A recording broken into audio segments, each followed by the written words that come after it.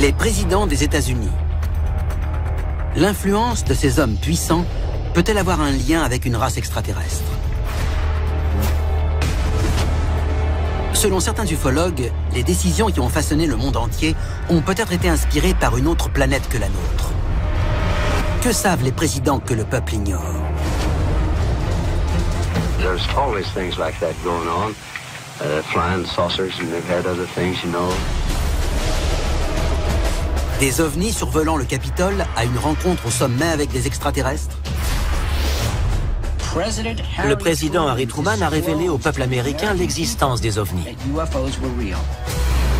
Aujourd'hui, vous allez découvrir l'emprise que des êtres venus d'ailleurs ont peut-être pu exercer sur les présidents américains.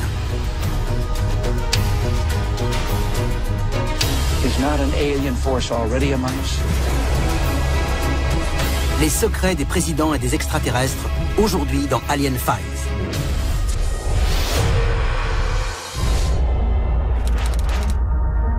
La machine est en marche. Des dossiers restés confidentiels pendant des décennies et décrivant des manifestations extraterrestres ont été rendus publics. Nous allons révéler le contenu de ces documents et découvrir ce que le gouvernement américain voulait cacher. C'est à suivre dans Alien Files, l'émission qui perce à jour les plus grands secrets de la planète Terre.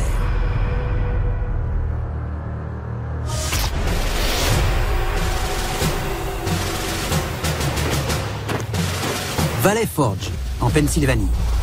Durant l'hiver 1777, au plus fort de la guerre d'indépendance, le général George Washington commande un bataillon blessé, laissant une traînée de sang dans la neige. Pendant ce terrible hiver de la guerre d'indépendance, à Valley Forge, George Washington, qui était démoralisé par l'état de ses troupes, est allé dans la forêt pour prier. Et dans cette forêt, il a vu ce qui ne peut être décrit autrement que comme une manifestation extraterrestre. En 1880, le National Tribune rapporte le témoignage d'un des hommes de George Washington. Le soldat explique: Washington a été approché par un être étrange dans les bois. D'après cet homme, la créature montre alors à Washington une carte de l'Amérique sur laquelle tombent des gouttes d'eau. À chaque goutte d'eau qui s'abat, une ville apparaît. Une vision des États-Unis tels qu'ils deviendront dans les siècles à venir.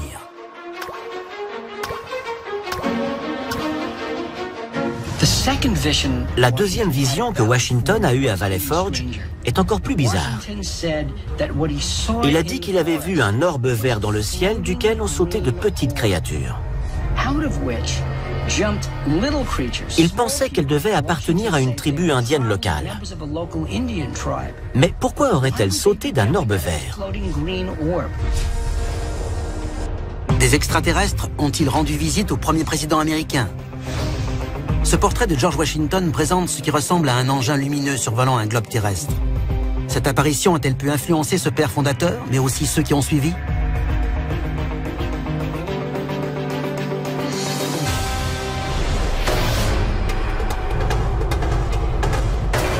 Bâton rouge en Louisiane.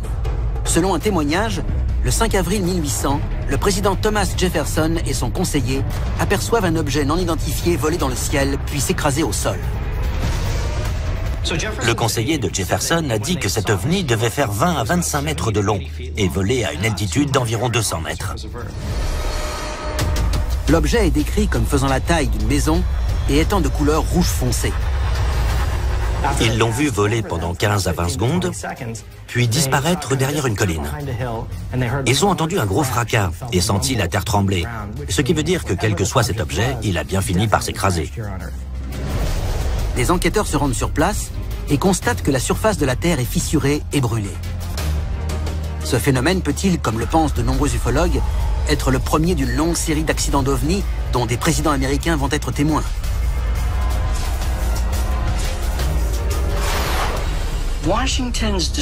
La description faite par Washington des deux manifestations extraterrestres dont il a été témoin et la description faite par Jefferson de cet accident d'ovni en 1800, en Louisiane, ont vraiment marqué le point de départ des phénomènes qui seront par la suite rapportés par d'autres présidents des États-Unis. Au cours des décennies suivantes, les États-Unis prospèrent et des milliers de citoyens américains signalent des objets inexpliqués dans le ciel. Los Angeles, en 1895. Les chasseurs fantômes appelés Foo Fighters de la Seconde Guerre mondiale. En 1947, Roswell. Alors que les rencontres du troisième type se multiplient à travers tout le pays, la peur grandit au sein du peuple américain. En 1952, il y a eu un pic des signalements d'OVNI aux États-Unis. C'était une véritable épidémie. À travers tout le pays, on voyait des OVNI. 1952 sera surnommée l'année de l'OVNI. Tandis que beaucoup mettent ces témoignages sur le compte de la paranoïa liée à la guerre froide, en juillet 1952, un événement particulièrement troublant va se produire à Washington et instiller le doute dans l'esprit des plus sceptiques.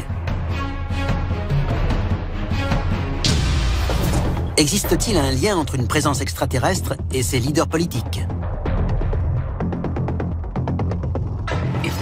Si les extraterrestres sont effectivement venus sur Terre, et plus précisément aux États-Unis, pour communiquer avec nous, ça n'a rien d'étonnant qu'ils aient voulu s'adresser au chef, au commandant des armées.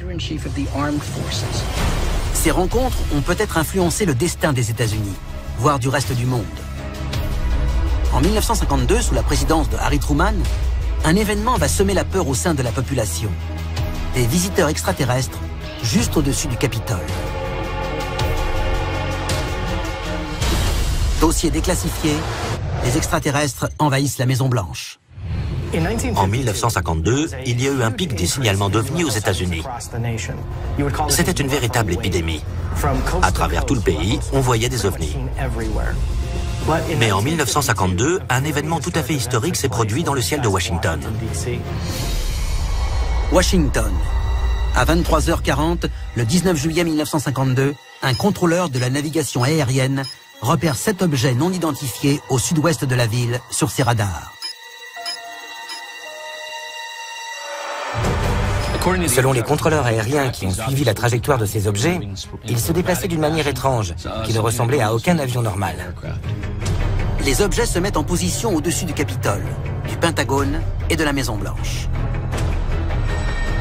Les apparitions au-dessus du Capitole de Washington ont suscité la panique et l'effroi. Soyons clairs, l'armée était incapable de fournir une explication et cela représentait une menace énorme pour le président, le Congrès et les hommes politiques présents à Washington.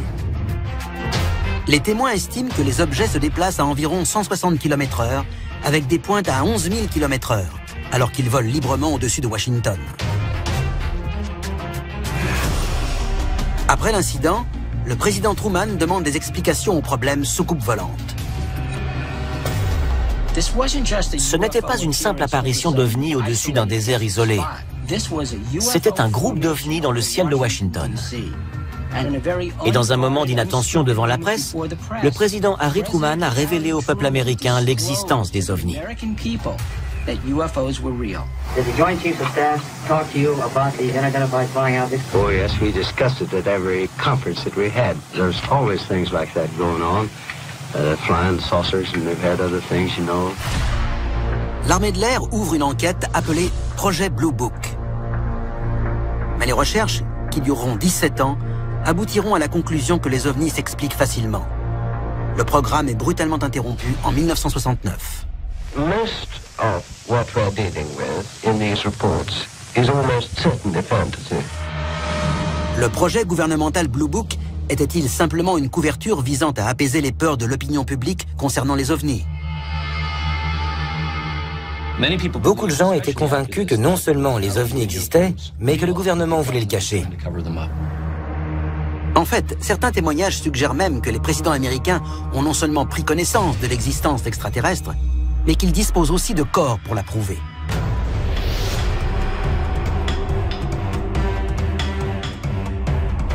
Inverness, en Floride, le 19 février 1973. Le président Richard Nixon s'accorde une partie de golf.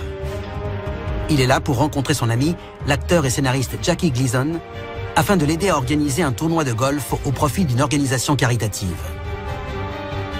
Mais d'après le témoignage de l'officier de l'armée de l'air, Larry Warren, cet événement serait le point de départ d'une future rencontre entre le président et des extraterrestres. Gleason était passionné par les ovnis.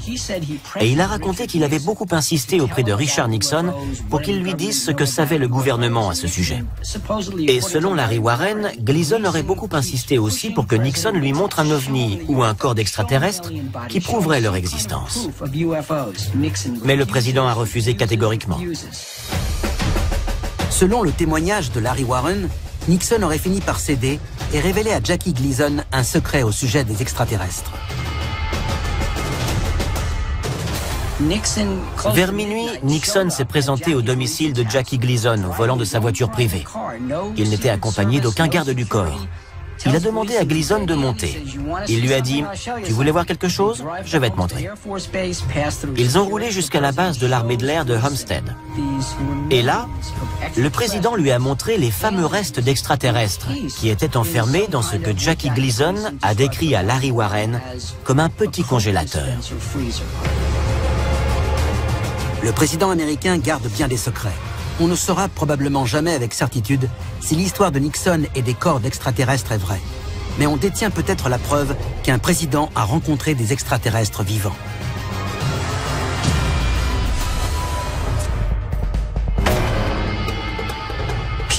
Les gens pensent vraiment, et cela a été confirmé par différents sondages, que le gouvernement cache des choses au peuple américain, concernant non seulement l'existence des ovnis, mais aussi le rôle joué par le gouvernement dans ce domaine. Certains présidents affirment ne pas avoir connaissance de ces secrets d'État. If the United States Air Force did recover alien bodies, they didn't tell me about it either, and I want to know. Mais bon nombre d'entre eux ont été témoins de manifestations extraterrestres qu'ils ont eu envie de partager avec la population. C'est particulièrement vrai pour l'homme qu'on a parfois surnommé le président OVNI, Jimmy Carter.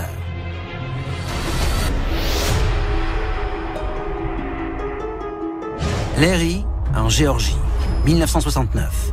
2 ans avant de devenir gouverneur de Géorgie et plus tard président des États-Unis, Jimmy Carter fait un discours dans une école locale, quand un individu dans l'assemblée montre une lumière étrange dans le ciel. Carter l'a vu et ça l'a beaucoup marqué. Il en parlait encore des années plus tard et il a pris la peine de le signaler à l'International UFO Bureau, qui était chargé d'enquêter sur ce type de phénomène. Le rapport officiel de Jimmy Carter décrit un objet autolumineux, passant du bleu au rouge, puis de nouveau au blanc. Entre 10 et 12 personnes ont été témoins de ce phénomène. Mais Carter n'est pas un cas isolé. Son successeur, Ronald Reagan, déclare également avoir vu un ovni et va jusqu'à faire part de ses craintes d'une invasion extraterrestre aux Nations Unies. Dans le ciel de Californie, le gouverneur et futur président Ronald Reagan se rend à Bakersfield à bord de son jet privé quand il aperçoit un objet inhabituel par le hublot.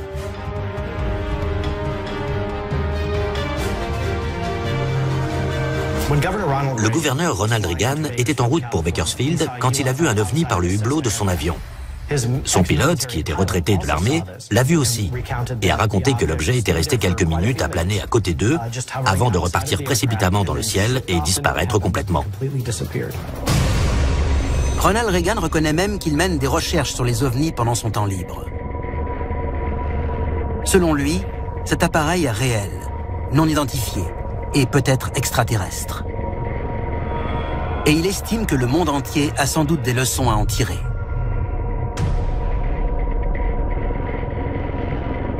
Perhaps we need some outside universal threat.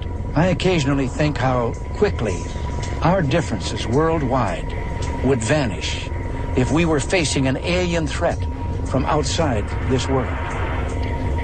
And yet I ask you, is not an alien force already among us? Mais l'événement le plus crucial n'est peut-être pas la vision d'un ovni par un futur président, mais une rencontre entre un président en exercice et un extraterrestre ici, sur Terre. Une rencontre tellement importante qu'elle pourrait avoir des conséquences sur l'avenir de chaque homme, femme et enfant, si on réussit à prouver qu'elle a bien eu lieu.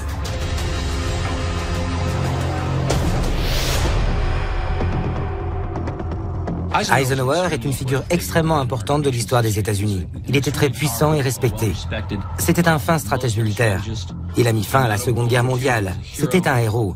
Notre pays vénérait Eisenhower. Selon les partisans de la théorie du complot, le président Eisenhower a rencontré plus d'une fois des chefs extraterrestres. Mais seule une de ces rencontres coïncide avec l'apparition d'un probable ovni dans le ciel. Ce rendez-vous a lieu à la base de l'armée de l'air de Holloman, au Nouveau-Mexique, le 16 octobre 1967. Les invités sont les extraterrestres que l'on appelle les gris. Il s'agit d'un événement qu'on a appelé le débarquement de Holloman. Un engin en forme de soucoupe volante a atterri sur le tarmac de la base militaire, devant l'avion présidentiel. Et une réunion a eu lieu juste là, sur la piste. Tout au long de l'histoire, les présidents des États-Unis ont décidé de notre destin. Mais des contacts entre des extraterrestres et nos dirigeants ont-ils pu aussi jouer un rôle? Le 16 octobre 1957, le président Eisenhower aurait eu un rendez-vous avec des extraterrestres dans l'espoir de conclure un traité. La seule preuve dont on dispose est une photo prise le jour supposé de cette rencontre. On voit un ovni survoler la base de Holloman. C'est une photo authentique. Elle montre qu'une rencontre a peut-être eu lieu ce jour-là sur le tarmac.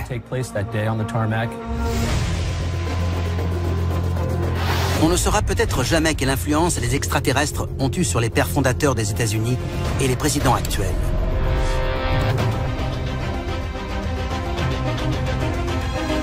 Mais si ces rencontres ont bel et bien eu lieu, une chose est certaine. Nos responsables politiques ont peut-être reçu de l'aide de forces venues d'ailleurs.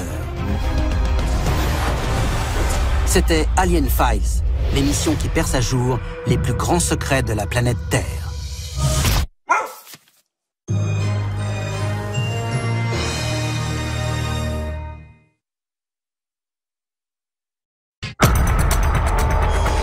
Les présidents des États-Unis. L'influence de ces hommes puissants peut-elle avoir un lien avec une race extraterrestre? Selon certains ufologues, les décisions qui ont façonné le monde entier ont peut-être été inspirées par une autre planète que la nôtre. Que savent les présidents que le peuple ignore? There's always things like that going on. Flying saucers, and they've had other things, you know. Des ovnis survolant le Capitole à une rencontre au sommet avec des extraterrestres? Le président Harry Truman a révélé au peuple américain l'existence des ovnis. Aujourd'hui, vous allez découvrir l'emprise que des êtres venus d'ailleurs ont peut-être pu exercer sur les présidents américains.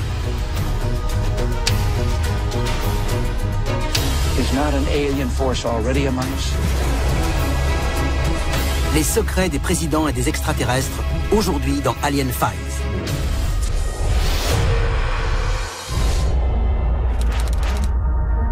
La machine est en marche. Des dossiers restés confidentiels pendant des décennies et décrivant des manifestations extraterrestres ont été rendus publics. Nous allons révéler le contenu de ces documents et découvrir ce que le gouvernement américain voulait cacher. C'est à suivre dans Alien Files, l'émission qui perce à jour les plus grands secrets de la planète Terre.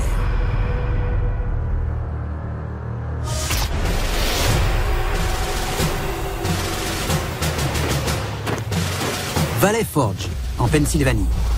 Durant l'hiver 1777, au plus fort de la guerre d'indépendance, le général George Washington commande un bataillon blessé, laissant une traînée de sang dans la neige.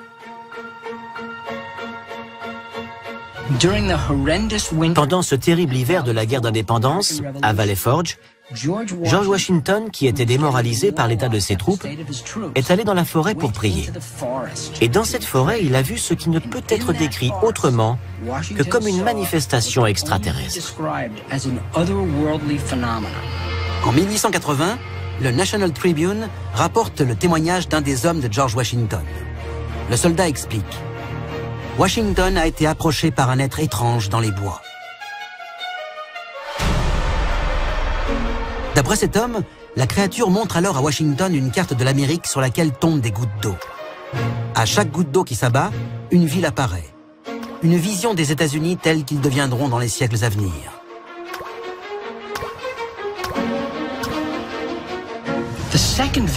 La deuxième vision que Washington a eue à Valley Forge est encore plus bizarre. Il a dit qu'il avait vu un orbe vert dans le ciel duquel ont sauté de petites créatures. Il pensait qu'elles devaient appartenir à une tribu indienne locale. Mais pourquoi auraient-elles sauté d'un orbe vert? Des extraterrestres ont-ils rendu visite au premier président américain? Ce portrait de George Washington présente ce qui ressemble à un engin lumineux survolant un globe terrestre. Cette apparition a-t-elle pu influencer ce père fondateur, mais aussi ceux qui ont suivi?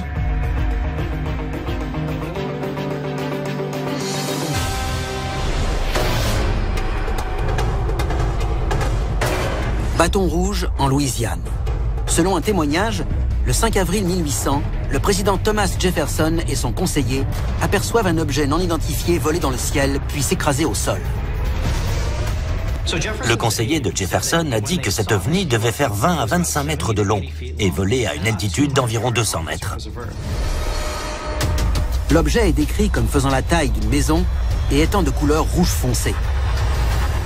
Ils l'ont vu voler pendant 15 à 20 secondes, puis disparaître derrière une colline. Ils ont entendu un gros fracas et senti la terre trembler, ce qui veut dire que quel que soit cet objet, il a bien fini par s'écraser. Des enquêteurs se rendent sur place et constatent que la surface de la Terre est fissurée et brûlée. Ce phénomène peut-il, comme le pensent de nombreux ufologues, être le premier d'une longue série d'accidents d'ovnis dont des présidents américains vont être témoins?